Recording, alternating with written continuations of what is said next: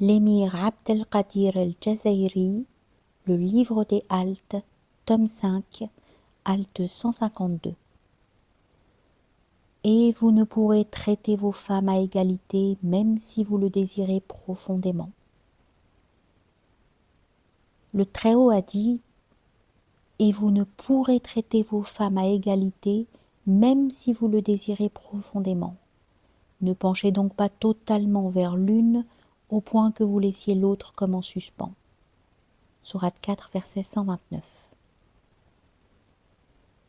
Il est question ici de celui à qui on demande, sans qu'il puisse échapper à ce dilemme, d'équilibrer deux parties aux intérêts opposés, quand la satisfaction de l'une entraîne l'insatisfaction de l'autre, et que rendre l'une des deux heureuse rend l'autre malheureuse. Dans la mesure où elles sont diamétralement opposées, l'une ne peut être satisfaite sans que l'autre soit insatisfaite. L'une ne peut se réjouir sans que l'autre se désole. L'une ne peut croître sans que l'autre décroisse. On ne peut se rapprocher de l'une sans s'éloigner de l'autre. Cette situation, appliquée aux épouses dans le verset coranique, doit s'entendre de tout couple d'opposés, comme l'esprit et l'âme, ce bas monde et l'au-delà. Si tu donnes à l'âme de quoi assouvir ses désirs, suivre ses passions, se renforcer en lui donnant la possibilité de réaliser ses envies naturelles, tu lui donnes satisfaction, mais l'esprit est insatisfait. Les choses de la nature, en effet, sont nuisibles à l'esprit. Elles obscurcissent sa face, éclipsent son soleil, l'empêchent d'accéder aux connaissances et lui voilent les lumières spirituelles et les secrets initiatiques. Si tu donnes satisfaction à l'esprit par des activités spirituelles et en te détachant des états corporels naturels, tu provoques l'insatisfaction de l'âme. Comment est-ce possible, alors que l'âme est le véhicule de l'esprit par lequel il atteint ses objectifs et obtient ce qu'il désire, alors que tout ce qui renforce l'esprit affaiblit l'âme, et inversement? Le même rapport existe entre ce bas monde et l'au-delà. Chaque fois que tu te tournes vers l'un des deux, tu t'écartes de l'autre. Si tu t'actives à construire dans l'un, tu démolis dans l'autre. Tu ne pourras jamais donner satisfaction à l'ensemble, comme nous en informe le Très-Haut par le verset cité. Tu aurais beau déployer tous tes efforts et épuiser toutes tes ressources, concilier les contraires en tant que tels est impossible. L'infiniment sage nous enseigne la solution à ce problème. Il nous indique le remède à cette maladie insurmontable. C'est de ne pas pousser les penchants à l'extrême. Si notre cœur a en effet une tendance vers l'une des parties, il ne faut pas dans les apparences négliger les droits de l'autre partie pour laquelle nous n'avons pas d'attirance, en négligeant ses aspirations et en la laissant à l'abandon. Il nous requiert de veiller à la subsistance de chacune et d'avoir de la compassion pour les deux en ne nous détachant pas totalement de l'une d'entre elles. C'est ainsi que l'envoyé d'Allah, alayhi salatu wassalam, était équitable dans son partage envers ses épouses et priait « Mon Dieu, ceci est la part sur laquelle j'ai pouvoir.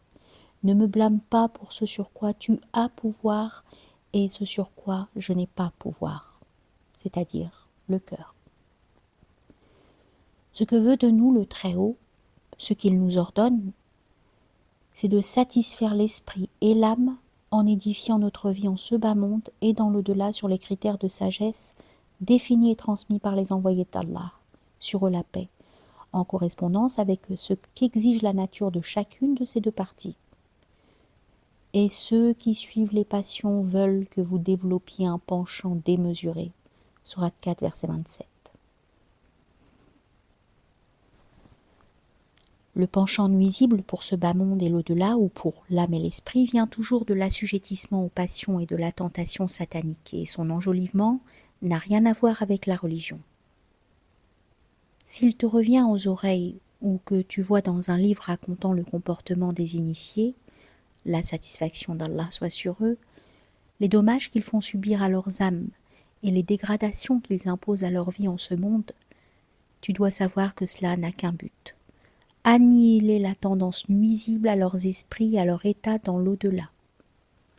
En cela, ils se conforment à la disposition de la loi sacrée et à un critère établi, car toute chose vers laquelle l'âme tend de manière exclusive en cherchant à en jouir totalement et sans limite, cette loi sacrée en blâme la malfaisance et exige qu'on la repousse, même si l'âme ne l'abandonne pas complètement, car c'est impossible.